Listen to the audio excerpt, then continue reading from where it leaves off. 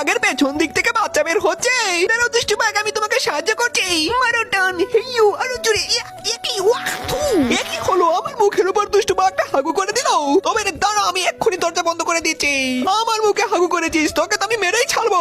আমি তো কিছুক্ষণের মধ্যে এখানে দুইটা টাওয়ার বসিয়ে দেই। এবার তো এই টাওয়ার থেকে আমি দুষ্টু বাঘটাকে মেরে চাঁদের দেশে পাঠিয়ে দিয়েছি। ফাইনালি আমি বাঘের মাংস বিক্রি করে নতুন করে দুইটা সৈন্য কিনে ফেলেছি।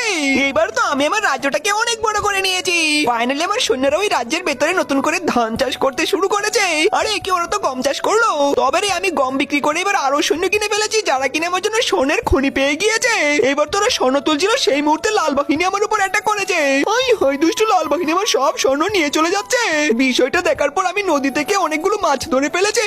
ফাইনালি এই মাছগুলোকে আমি আমার সেই ছোট্ট বাঘ ছানাটাকে খাইয়ে দেই। এখন তো ওই বাঘটা অনেক বড় হয়েছে, আমিও চলে গিয়েছি ওই বাঘকে নিয়ে লালটু বাহিনীকে অ্যাটাক করার জন্য।